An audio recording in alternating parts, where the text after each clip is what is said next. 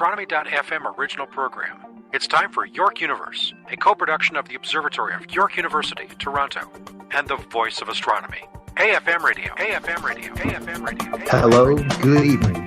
Welcome to York Universe. This is the astronomy and astrophysics program written and produced by students, faculty, alumni, and friends of York University. I'm going to be one of your hosts this evening. My name is Ryan, and I'm joined by a good friend of mine named Connor. Say hello, Connor. Hello. Hello.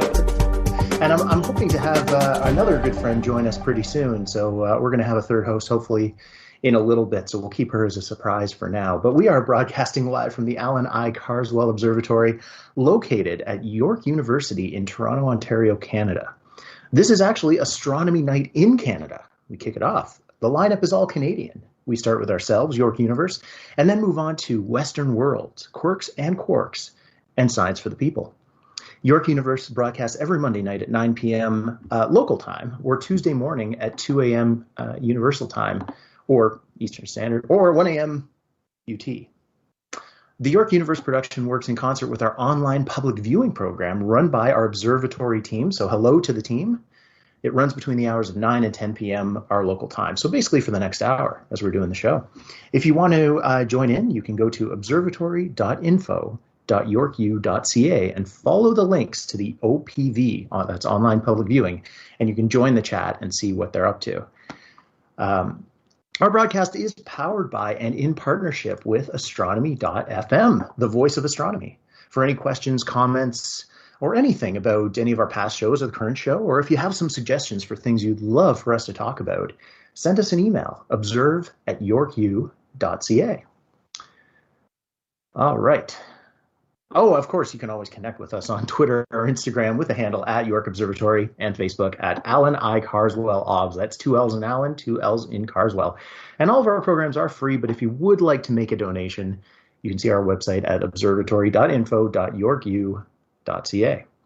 The weather tonight is not too bad. It was a little touch and go for us here in southern Canada today, but it's looking not too bad. I know it's rained all week, so we've been happy to get out and be able to do a little bit more observing the last couple of days. The weekend was absolutely gorgeous. Connor, did you get out and enjoy the lovely weather? Oh yeah, definitely. Really been enjoying the slightly, more human-friendly temperatures over the last few days. Yeah, no kidding. It's traditionally pretty humid at this time of year in southern Ontario, so we've been really feeling the heat. Lots of thunderstorms, lots of air you could cut with a knife. So it's been nice to kind of shake that and get outside and enjoy the sunshine the last couple of days. But at any rate, we should get into it. We've got a lot of things to talk about tonight, starting with this week in space and astronomy history. And Connor, you'd like to start us off with a total solar eclipse. Yeah. So going back a bit for this one, on August 18th of 1868, there was a total solar eclipse that led to the discovery of helium. So to give a little bit of background information, in 1814, German physicist Joseph von Fraunhofer discovered dark lines in the solar spectrum. Several decades later, Robert Bunsen and Gustav Kirchhoff realized that several of these lines were in the same location as those observed in the spectra of various burning elements here on Earth. Consequently, they hypothesized that the lines might allow for the identification of the elemental composition of the solar atmosphere. The 1858 eclipse was the first since the publication of this theory, so French astronomer Pierre Janssen set off to India to observe the eclipse through a spectroscope. When analyzing his results, he found this really bright line in the yellow that was initially thought to be from sodium because it lay near several of the other lines that were known to result from sodium. But further investigation concluded that this was in fact not from sodium. Not only that, but this line didn't correspond to any element that was known at the time. So they concluded this was actually some brand new element that had just been discovered in the sun. So because it was discovered in the sun, it was named after the Greek word for the sun, Helios. And just as a little fun fact, helium would actually not be isolated on Earth until several decades later in 1895. So quite a long time after. It's so interesting to think of, we think of helium in balloons at a birthday party, sitting there, floating. And it's like, oh, that's the coolest thing. Yeah, it turns out it was discovered in the sun during an eclipse before it was ever actually found on Earth. We take it for granted here on Earth, even though the world's supply is running out. But to actually, it's just so funny to think that it was discovered in the sun first. It's definitely unexpected, I guess, is the word I would use, because you usually think that you find the early elements first, and then you proceed on through the heavier and heavier elements. But to think that helium, the second element on the periodic table, wasn't discovered until not even 200 years ago. And it floats, right? I mean, so there you go. It's not like it's going to stick around in the atmosphere for very long anyway. So I guess that kind of makes it tough too. But really fascinating. It's just another discovery that comes from a solar eclipse. Aside from observing the solar wind, or the 1919 eclipse and finding a proof of general relativity. I had no idea that it was discovered during the eclipse in the sun. And I knew the name came from Helios, but I had never actually thought about finding it during an eclipse, which makes perfect sense because you can actually start to see the atmosphere and observe the atmosphere of the sun. Yeah, I was wondering, why they had to wait for an eclipse to do this, because presumably it would be present in the spectrum of the sun, regardless of whether or not the moon is sitting there too. I don't know, maybe like the regular sun was just like too bright for their equipment at the time. Yeah, that's a possibility. I would wonder if it was overpowered. The spectrum was overpowered by other lines. Oh, that's really interesting. I did read that at some point they did, confirm this discovery by taking the spectrum of the sun outside of an eclipse. So I don't know. Okay, there you go. Maybe it was they had to get it maybe off center. I don't know. This is interesting. Something to think about for sure. So that was at what, 1868, huh? Mm-hmm. August 18th. So it's interesting to think about how, I guess, young a field spectroscopy really is. I mean, we talk, it's over 100 and almost 150 years, over 150 years now. But that's still relatively young from a physics perspective. And the fact that now we understand that all stars, we can look at their spectrum and learn that they're made of helium, and learn that they're made of hydrogen, and learn that they're made of heavier metallic elements. That's pretty cool. And it took a long time to get to that point. And now it's something we take for granted as astronomers. What most astronomers do in their work, right? I mean, spectroscopy is, even though I understand the principles behind it, it's one of those, things that it's just incredible to me, like how much information you can get just, from these little photons that we're gathering. Light is the champion of the universe, right? We pick up so much more just by understanding how to interpret that light in really different ways. So pretty fascinating. So I'm going to go on to our next one, and I'm actually going to do a story that I was going to do a little bit later. I'm going to do that one first, and then we'll. So this is one that I really love to talk about, and it's Voyager 2.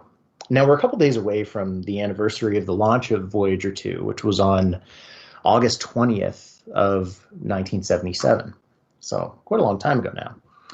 And so on August 20th, it launched to the outer solar system. It was 16 days before Voyager 1, which is kind of funny to think about, right? Like Voyager 2 launched before Voyager 1. Why? Well, because it was taken on a much more elongated trajectory.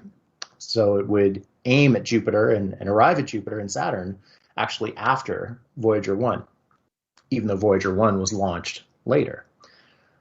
But the reason that it did this was to take advantage of this chance alignment of the outer planets and allow it to actually fly past Uranus and Neptune. what we would call the grand tour. So Voyager 2's journey, it actually had it arrive at Jupiter in 1979 after Voyager 1, and then Saturn in 1981, again after Voyager 1. And at that point, Voyager 1 had been successful. And so the mission team was approved to continue Voyager 2 onward to Uranus and Neptune. Because originally Voyager 2 was kind of a backup for Voyager 1. If it didn't observe or succeed in all of its mission goals around Jupiter and Saturn, Voyager 2 would pick up the slack. But it did succeed, and so Voyager 2 continued onward, passing by Uranus in 1986 and Neptune in 1989. And as of today, it's been operating for 44 years, 1 month, and 13 days. And it's still going strong, which is pretty amazing for any spacecraft or any piece of technology anywhere. Now, in 2018, Voyager actually left the sun's influence. It technically left the solar system, passing the heliosphere, moving into interstellar space.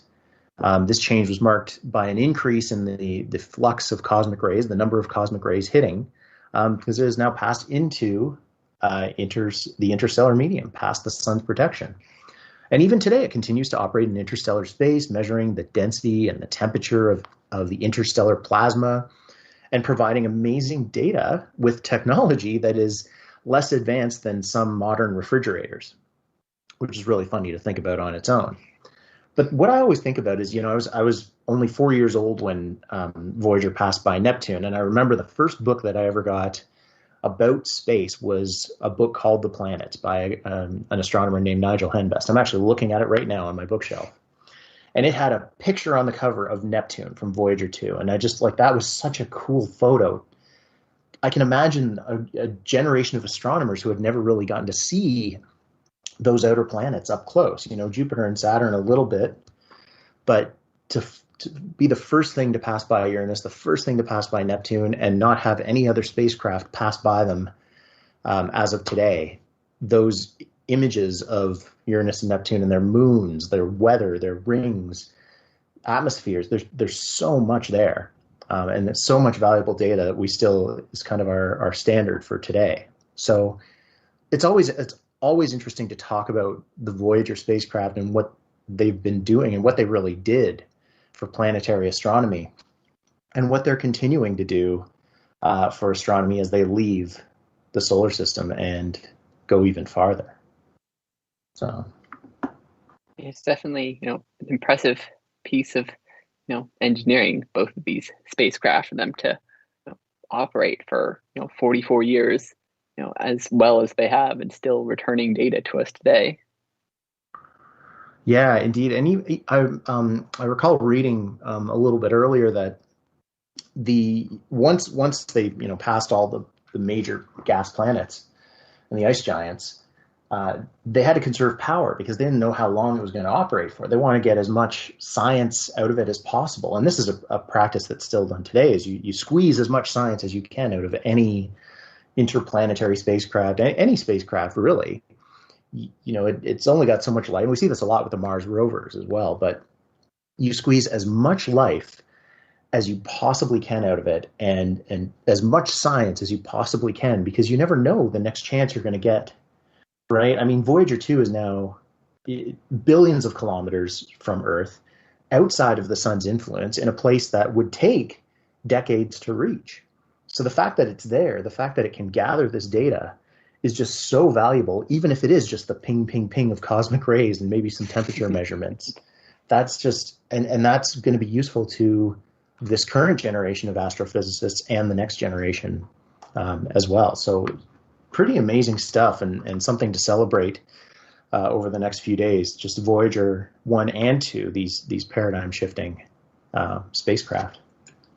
Yeah, I mean, I think the importance of the Voyager spacecraft to our understanding of our our local neighborhood, I think perhaps best exemplified by the fact that they seem to have left the solar system like 5 or 6 times now. I think it's sort of just a reflection of the fact that we don't really know what exactly is going on near the edge of the solar system. Like you keep saying, we think these indicate that we've left. And then a couple of years later, it's like, oh, actually, no, we weren't. We just didn't understand, what the sun's doing when you're out that far. It's true. It's I mean, it is uncharted territory. It is the cosmic ocean. Venturing forth into the dark and seeing what we find. It's certainly hard to observe anything with a telescope in the interstellar medium. There's just not much going on. So this is just really, really amazing measurements that we're getting. Mm-hmm. All right. Definitely. So let's just do a quick check-in. So if you are just joining us, you are listening to York Universe. We're broadcasting live from the Allan I. Carswell Observatory at York University in Toronto, Ontario, Canada. This is Ryan and Connor pontificating about Voyager and solar eclipses. And of course, check out observatory.info.yorku.ca for chat, questions, content, or of course on Twitter at York Universe. And of course, you can always swing by the online public viewing, observatory.info.yorku.ca, and click on online viewing on the menu bar for OPV. So we have a couple more of this week in space and astronomy history. There are a couple more things to celebrate. So Connor, we're talking more about the sun, I think. We are, yes. So this is, a more recent event, and actually quite a local one for us here in Toronto. It's August 16th, 1989. The Toronto Stock Exchange was taken down for 3 hours by an X-20 class solar flare. So 1989 was a particularly active year for the sun, with another large flare in March of that year, knocking basically the entire province of Quebec off the electrical grid for 9 hours and creating aurorae that were visible as far south as Florida, which is, much, much further south than you would typically expect to see aurorae. So this August flare caused 3 separate disk drives in the Toronto Stock Exchange's computerized trading system to fail in rapid succession. And this was something that was thought to be impossible. This rapid failure of these drives basically shut down all trading on the stock exchange until they were able to sort the problem out. So these 2 events, the taking out of the Toronto Stock Exchange and the disconnection of Quebec from the electrical grid, in the same year, highlight the importance of protecting our electronic infrastructure from geomagnetic storms. A similar storm today could significantly disrupt day-to-day lives and potentially cause massive economic damage. In fact, in 2012, an even more severe solar flare missed Earth by just 9 days.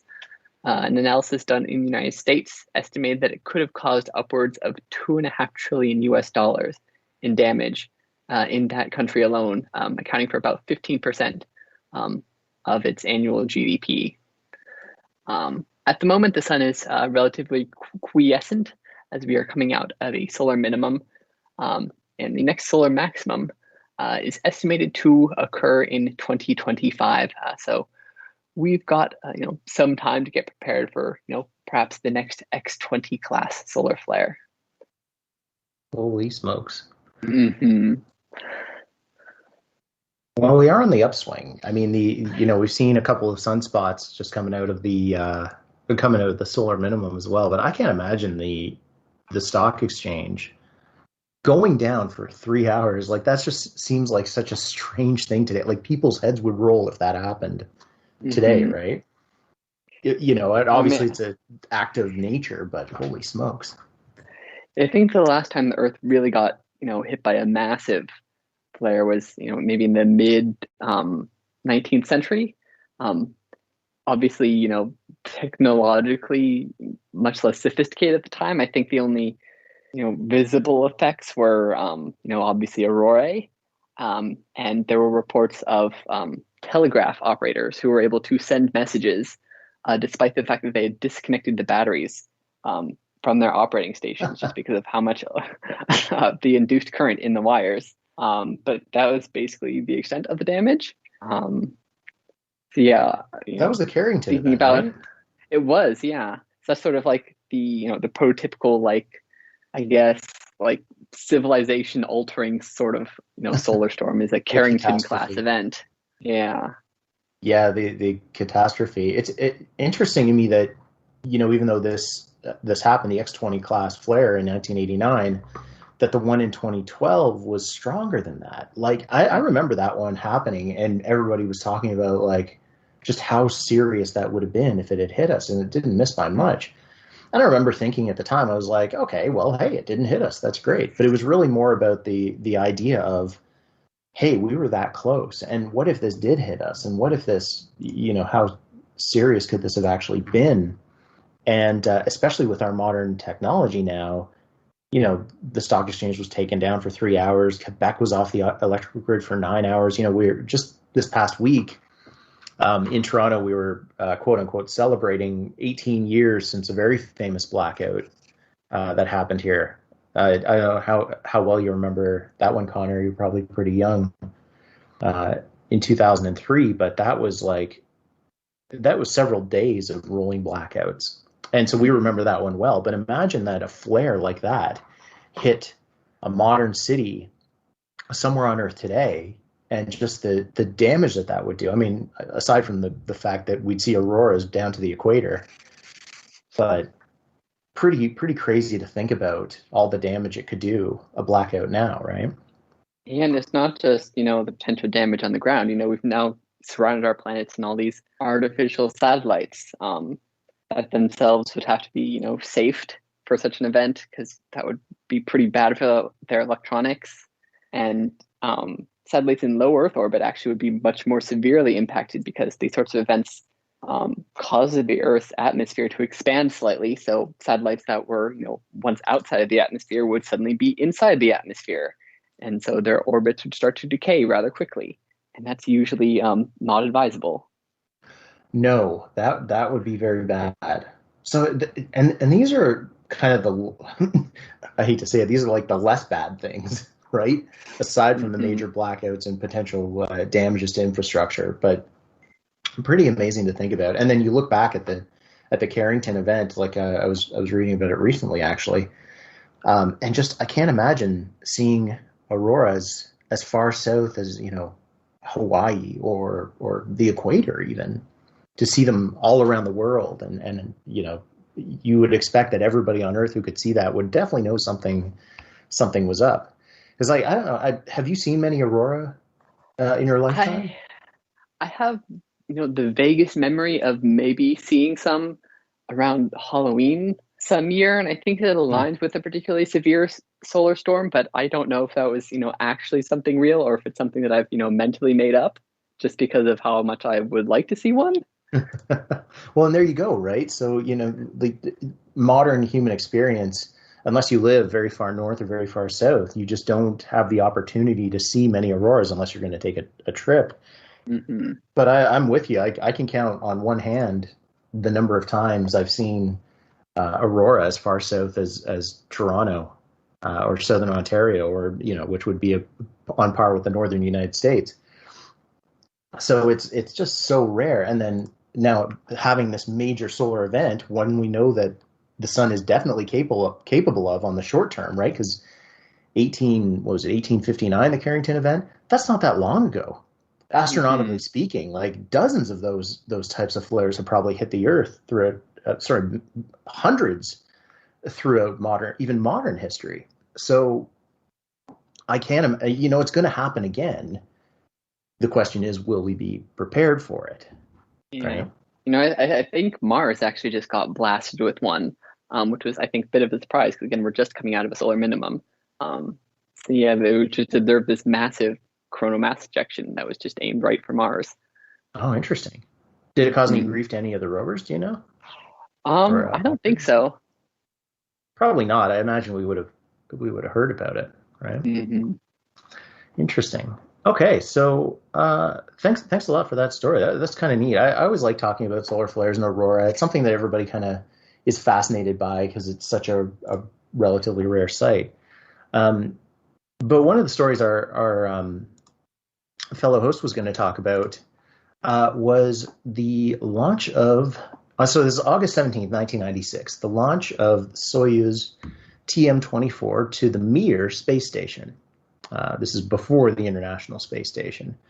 The crew were Valéry Corzin, Alexander Caillery, and a French cosmonaut named Claudie André Deschet, who was the first French woman in space. So it's the first woman in space, Valentina Tereshkova, back in 1963 was great. It was not long after, I should say, Gagarin went into space, and it kind of looked toward some promising ideas of having more female astronauts in space. But after Tereshkova, there really wasn't there weren't a lot of women who had the opportunity to fly as astronauts. And so it's important to celebrate the quality of women who become astronauts and go into space. Now, Claudie she studied medicine, biology, sports medicine, aviation medicine, space medicine. She had a diploma in biomechanics, physiology of movement. She had 2 PhDs, rheumatology and neuroscience.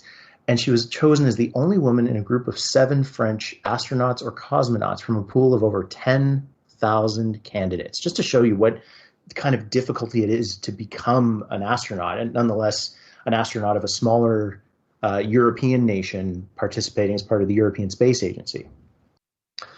So she was actually first qualified as an engineer and an emergency pilot for the space shuttle before she was able to fly.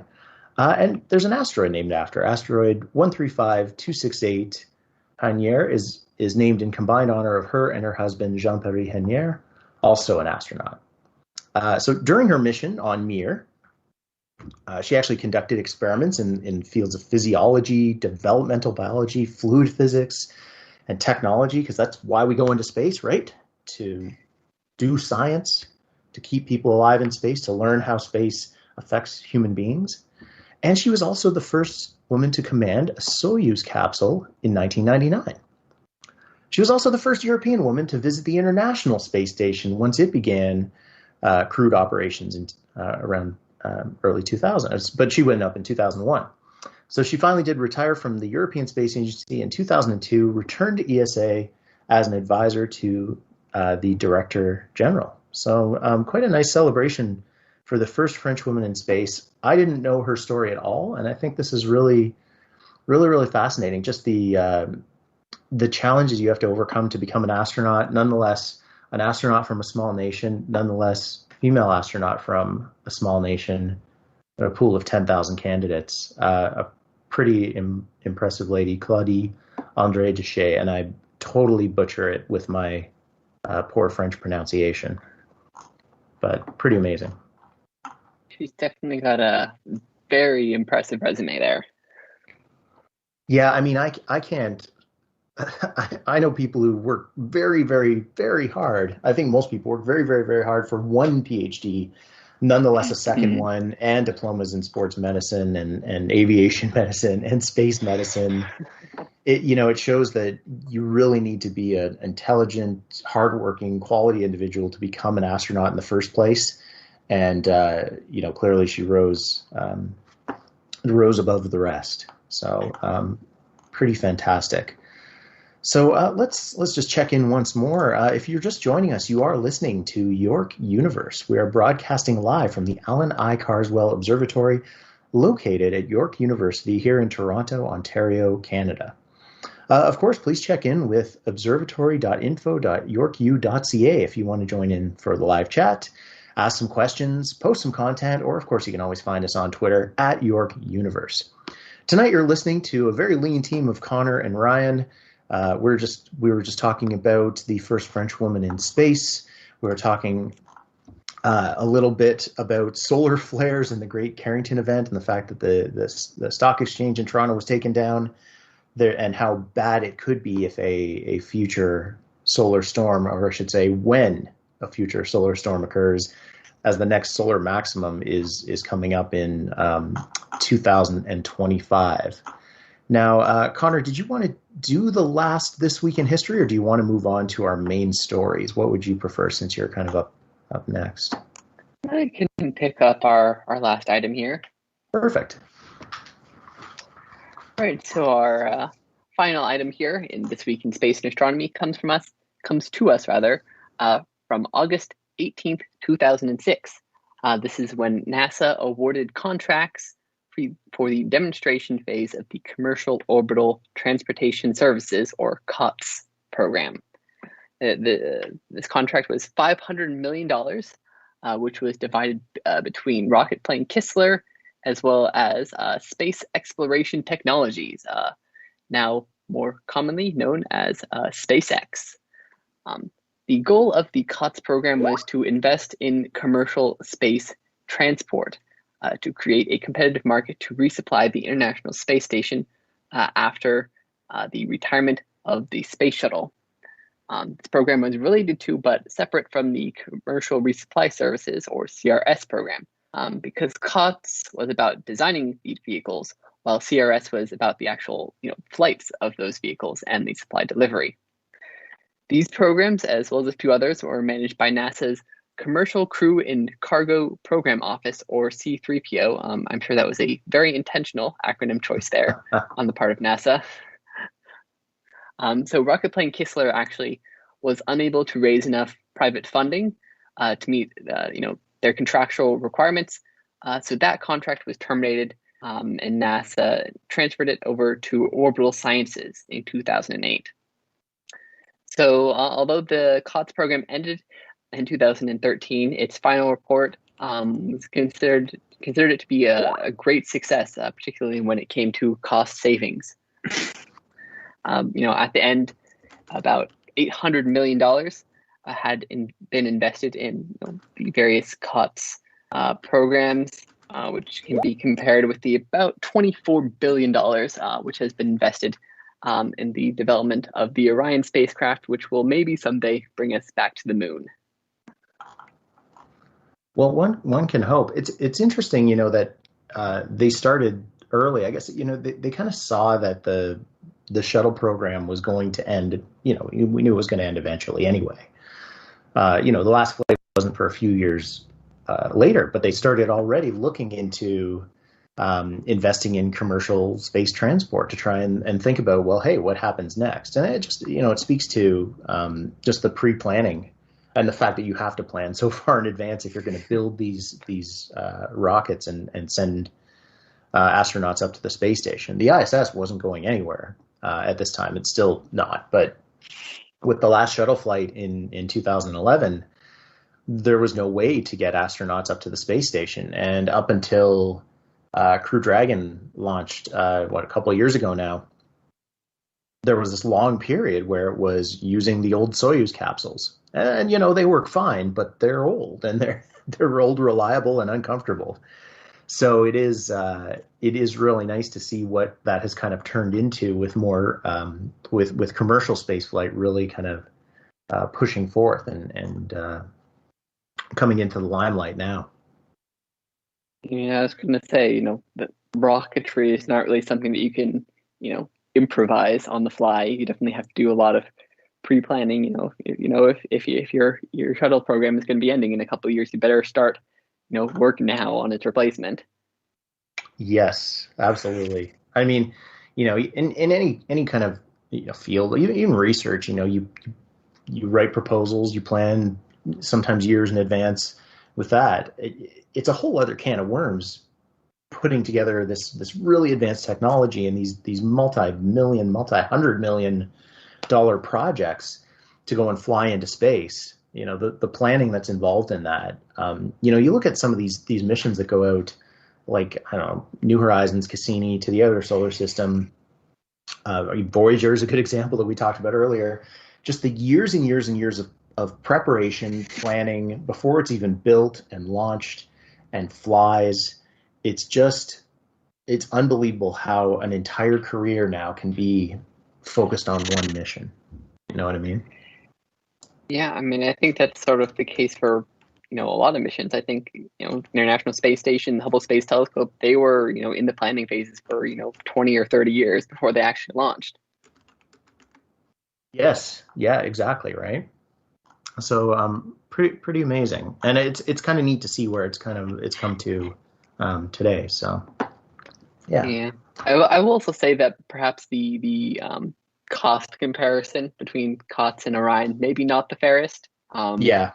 One is sending payloads low Earth orbit. The other is, sending humans to the moon. So a bit of an expected cost difference there, I would say. Yeah, probably around order of magnitude or two. But yeah, that's up.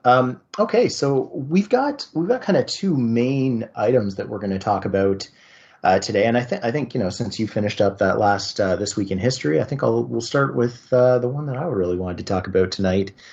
The opposition of Jupiter is coming up in just a few days. The night of August 19th and into August 20th, Earth will actually come right between the Sun and Jupiter, as it does once a year. For opposition, and Jupiter will appear opposite from the Sun, making it extra bright, right? Sunlight travels straight to Jupiter, bounces right off and back to Earth, and we'll see Jupiter as a blazing light rising in the east early mid-evening, depending on where you live, of course. So Jupiter will come to opposition on August 20th at about midnight UTC, so you can translate that into your local time. For us folks here in Toronto, that's about 8 p.m. on August 19th, which is just about when the sun's probably just about setting around then, and slightly different times across the continent. But really amazing to see Jupiter and Saturn in the sky the last few years. Of course, we had the Great Conjunction in December of last year with Jupiter and Saturn just right next door to each other. They're a little bit further apart now, but are still really easy to spot in the east just after sunset. Really two beautiful bright dots that don't twinkle very much due to their size. And it's really nice to see a planet like Jupiter or Saturn through a pair of binoculars. It's one of those very accessible things in astronomy is looking at Jupiter. It's the second brightest planet generally, visible to the naked eye, and next after Venus, and looks absolutely stunning in binoculars. And if you have a decent pair of binoculars, you can even pick out the four tiny dots that are circling around them, the four Galilean moons, as Galileo himself did in 1609 with the first telescope pointed at Jupiter. So and opposition is special. A lot of astrophotographers get really excited because Jupiter is much brighter. They can get really good data, really good images. It's really the midpoint of the best time of year to see an outer planet like Jupiter. So it's been rising earlier and earlier and earlier, and it's going to continue to rise earlier and earlier until we get into the later parts of the year, and we'll continue to see Jupiter and Saturn decently close together for the rest of 2021. And so Jupiter and Saturn. Oh, sorry. Yeah, go ahead. I was just going to say, hopefully we'll be able to get some really nice images using the 1 meter. Yes. Here, assuming the clouds cooperate with us. Yeah, that's right. If I don't know, do you remember if it was cloudy during the Great Conjunction last year? I do not remember now. I feel like it was, and I remember the reason I remember is that I went out a couple nights before the 21st of December last year for the Great Conjunction. I went out a couple nights before and I saw them very close together, and I was like, oh, that's amazing.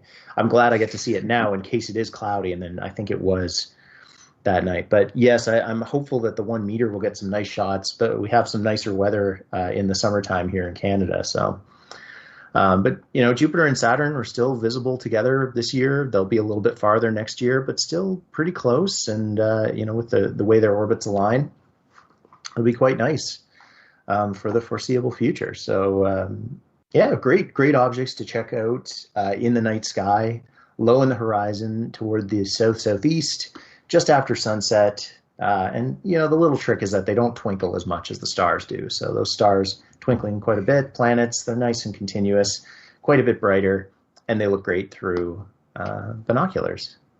So there you go. Yeah, it's definitely something that you should check out if you can. I know I have my own little maybe 4-inch telescope. It's very small, but still, looking at Jupiter and Saturn through it, seeing the Galilean moons, the gap of Saturn's rings, it's really something else. Like, fundamentally that's how it looks like. You've seen pictures of it, but actually seeing it, with your own eyes through your own telescope, it's an entirely different experience. It's true, and that's I think it's as Carl Sagan said, when you make the discovery yourself, even if it's the first time you've ever seen it, you'll never forget it. So pretty amazing. Just recognizing our time, we're blazing through our stories here without a third host. So I want to make sure we get to your last story about Curiosity on Mars with our last few minutes here. So let's talk about Curiosity. Yeah, so actually just this past week or so, on August 6th, Curiosity celebrated its 9-year anniversary of landing on Mars. So yeah, Curiosity was launched from here on Earth on November 26th, 2011, and landed in Gale Crater on the 6th of August, 2012. Curiosity is notable for debuting the Sky Crane, for the first time. This the same sort of system that we saw with the Perseverance rover last year, where sort of the rover is sort of lowered in on this sort of hovering platform and then sort of just winched down to the surface. Sort of one of those weird innovations that you sort of have to do for Mars landings. Just because, the atmosphere is thick enough that you need to protect for it, but it's not thick enough that it actually really slows you down. And its gravity is strong enough that, it'll really hurt if you hit it. So yeah, NASA's come up with all these just absolutely bizarre ways of getting rovers down to the Martian surface. And you look at it, it's like, surely there must be a better way. But if it works, why not go with it? If it ain't broke, don't fix it, right? Hey, it worked really well for Curiosity. It worked beautifully for Perseverance with a couple tweaks, but there you go. Mm-hmm. Yeah, so Curiosity was designed to probe the Martian surface. Specifically, its mission was to climb Mount Sharp, which is, a little mountain. Well, not really that little, located in the center of the crater. The crater itself was formed 3.5 to 2.8 billion years ago, and it is believed to be a dried lake bed, which is why it was selected as a potential landing site. Now, Curiosity, of course, is not the first rover that NASA has sent to Mars. It's preceded by the Sojourner rover, which accompanied the Pathfinder mission, as well as the 2 Martian exploration rovers, Opportunity and Spirit. However, Curiosity is quite a different beast from these other rovers. They were pretty small, compact. Curiosity, very much not. It's the size of a small car, about 900 kilograms in mass and about 3 meters long. Because of its size, the previous method of powering Mars rovers and solar panels was deemed to be entirely inadequate. So instead, Curiosity is actually powered by the decay of plutonium-239, which, when it was launched, generated about 2.5 kilowatt hours of power every day. This has many advantages, but most notably, sort of extends the operational capabilities of the rover. Famously, Opportunity was killed by a global dust storm that covered its solar panels and prevented it from providing the survival heating that it needed in order for its instruments not to freeze in the very cold Martian night. But Curiosity does not have that problem because it is, basically radiation powered. It can operate through dust storms. It can operate, through the night. Basically, the only thing that can kill Curiosity is either a hardware failure or just the fact that enough of the plutonium will have decayed eventually. No kidding. Mm-hmm. Well, pretty amazing to celebrate 9 years on Mars and still going strong. I wonder if it'll break the records set by Spirit and Opportunity. We'll see what happens. But unfortunately, folks, we are out of time tonight. So this is Ryan and Connor on York Universe, broadcasting from Allan Carswell Observatory. Check out the rest of Astronomy Night in Canada coming up soon, and always connect with us at York Universe. Everybody have a wonderful evening. We hope that you've enjoyed this program from AFM Radio, the